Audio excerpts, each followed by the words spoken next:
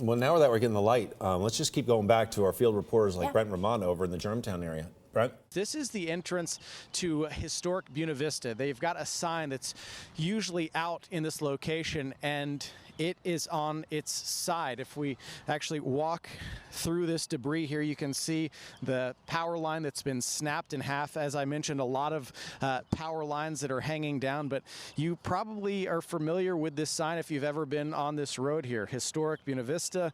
It's kind of the entryway into this neighborhood, and if you take a look now, I mean, it is just devastated. It's hard to fathom how much damage is out here. The trees pretty much snapped in half, power lines down. I've mentioned that, but you know, it's hard to take this all in as you see it firsthand. Here's the church we were showing you off to the right, the steeple down on its side there. It's almost like it was ripped out and pulled half the building down. Now that we have a little bit of sunlight, we can really start to get a better picture of exactly how devastating this severe weather event was overnight. And I'm going to step out and just show you the scene here, because the pictures and the video really speak 1,000 words. It's sort of indescribable what we're seeing right now. Josh Breslow is standing by. He's got an update now. Unfortunately, another fatality, Josh. Yeah, a few more. So I just spoke with TEMA, and they do tell us, emergency management for Tennessee, that there are now 9 fatalities as a result of the storm. You're looking off to the east now over one of the cranes in the downtown area, and it's hard to make out if you don't know what you're looking for, but that is, you know, a broken water line, a broken fire hydrant, or it's a geyser, basically, over in the middle over there. 6:31. If you're just now waking up and joining us, we have had a devastating tornado rip through Middle Tennessee, as Neil just said. 200 miles of damage And fatalities. and 9 people dead across Middle Tennessee. It's hauntingly familiar what you will see now when you look over to East Nashville in the coming days, and people that have been here 20 years will remember this. It will be a sea of blue tarps on top of all those roofs across East Nashville by this time tomorrow, and it will seem like it's going to stay like that for a very, very long time, because the amount of damage that has to be cleaned up and the amount of repairs that have to be made and structures rebuilt here is, you know, you will be talking about this event for the rest of our lives. Yeah. Video from Donaldson right now. We're getting a daylight picture at what it looks like there. Those are people's homes. Yeah, so this is kind of our first look over. This is Downey Mead Drive over there in the Donaldson area, and we're experiencing this with you for the first time, seeing these structures, these homes just leveled at this point, and everyone's belongings just laid out there. People walking through, seeing what they can salvage. Crews are going to be out there going door to door, looking through communities, because a lot of people still aren't unaccounted for. We heard the freight train sound and knew what it was, and jumped up, ran into the bathroom, which was the most interior room in the unit, and heard like a big pop and everything, and we could see that there were light poles that had been sheared, and there were lines down, and then we could start smelling the gas, and the fire department came in and started banging on all of our doors and told us that there was a gas leak, and just started, when we got outside, we saw people coming from everywhere. Wow. This is going to be some of the stuff there along Main Street in East Nashville, and I'm trying to get you, that looks like a residence right there. I'm trying to get you some reference marks here as we go along, but these are the pictures we've been waiting for to kind of assess the damage along there, and it's clear that the funnel kind of moved almost, it looks like down Main Street. Wow. Through this area. It's hard to tell kind of what we're even looking at. Yeah. There's cars on their sides. Look at that. Yep. Just flipped over. Again, this is Main Street going through East Nashville. Drone video courtesy of our photojournalist Armando Morales. This was a 2-story venue. The wood completely fallen, and it's down to 1 story, gone. I heard a lot of things. It's like I heard trees falling. I heard wind gushing through the air. I I heard a lot of things. I was scared. You guys stayed on top of it. We watched your live coverage, and you really kept my family safe and saved a lot of lives, and I appreciate it, and we believe in Nashville. It speaks for itself. You know, you see it on TV. You know, you got New Orleans and other places, Puerto Rico, when hurricanes and stuff come through. But when it come in 5 points, where we live at, we eat here, we shop here, man, it's hard to see. It's going to take a minute to rebuild our neighborhood. I encourage all of you to pray for the families across our state that are facing tragedy right now and that are dealing with heartache and hardship in ways that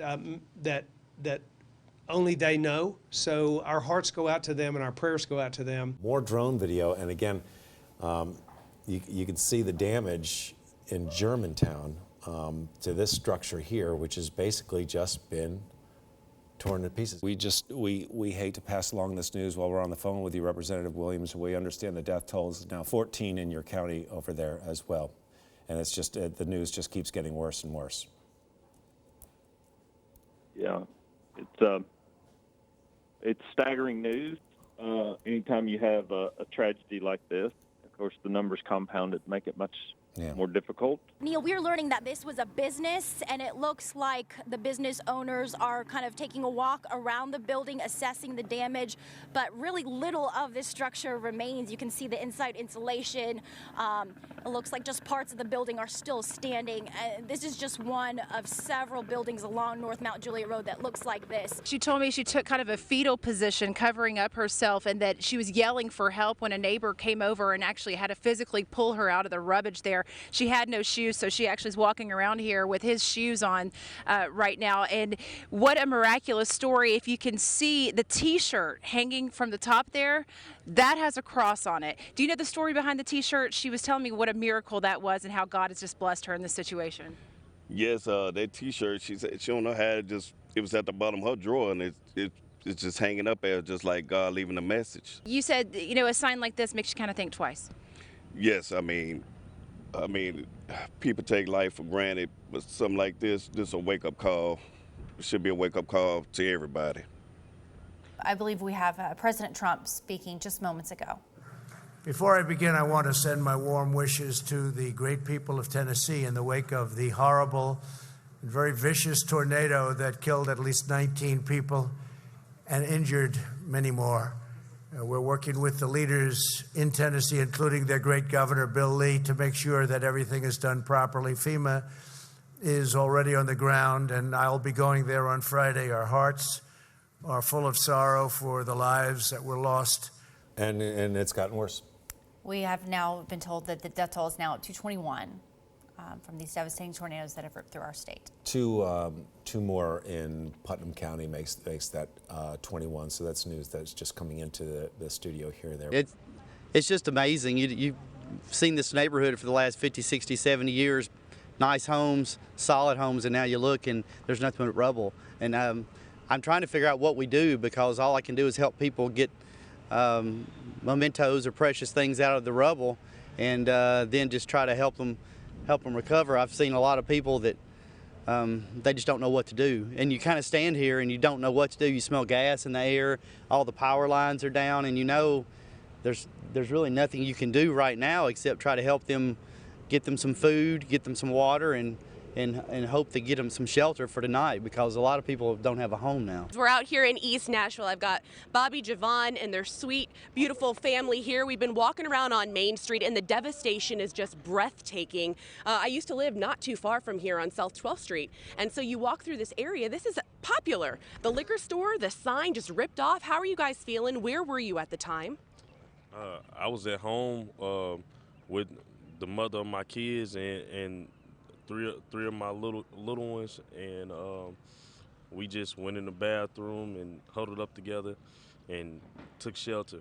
How long would you say from when the sirens started to go off and alerts until you really started to hear the tornado come through your area? Probably about like a good 10 minutes later. I mean, from the sirens, the thunder, you couldn't tell if it was thunder or if it was actually this, you know? But yeah, it was crazy. It happened fast, real fast. As you come through and you see some of the devastation in your area, what are you guys thinking? I know this is your home. Yeah. I'm like, wow, it's amazing what a storm can do. You know, this is my first time ever witnessing a tornado. Actually, here in Nashville since I've been born. So. Yeah. Like you see it on TV and everything, but like when you really see it in front of you like this, it's a whole nother ball game, you know? Like it's crazy. Everywhere we go, there's more devastation. As you can see, this big rig shouldn't be here, and these guys are trying to move it out of the swamp and open up this section of I-40 heading to Nashville. What happened here, sir?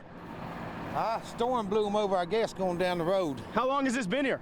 Since about 1:30 this morning. I mean, this is symbolic of everything I've seen driving this way, isn't it? It is. It is. You cover a lot of stuff. You pull a lot of stuff out of places. Talk about this. This is about the fourth one this morning. And is the whole interstate shut down because this truck is over here? No, not this one. There's a bunch of them up east that was overturned. I don't know if they've got all them cleared out yet or not. How you doing, gentlemen? We have better days. Well, I don't know that you've had a better day than this. You're alive and you're walking, my friend. Feeling blessed. Talk about it. We may have just talked to one of your partners who said he was in that truck. Actually my student. Well, he gives you a lot of credit. What was that like, sir? Well, you do what you got to do when that's something like that. You don't even have time to think about it. I know it was dark. Could you see anything? What did it sound like? Well, we had flashlights and all. I mean, I heard the debris hitting the truck. Got him to get down out of his upper bunk down into the floor of the truck, and then about the time the windows blew out of the truck, and I dove back on top of him, and we rolled over. And Steve here come over and busted out the window and windshield so we could get out. You know, it was a hair-raising experience, but it could have been a lot worse. Now, Josh, you have official word from the initial surveys that they're out doing. Yeah, good morning, guys. So I do want to let you know that we just got some information in from the National Weather Service. They went and surveyed a lot of the damage here, and I do want to tell you the results. We can tell you right now that Mount Juliet there in Wilson County has damage from at least an EF3 tornado, 155 to 160 miles per hour. And Donaldson over in Davidson County, at least EF3 damage of 160 to 165 miles per hour. Again, this information just coming into the newsrooms. We're looking for the things that really mean things to us, that has substance, you know, that provides something for us. And it's hard. It's really hard. And to try to fit that on a truck, you know, it's really hard. Yeah. Is there anything that the viewers at home could do for you all? Basically, I just pray for us. You know, I mean, that's the biggest thing that we could ask.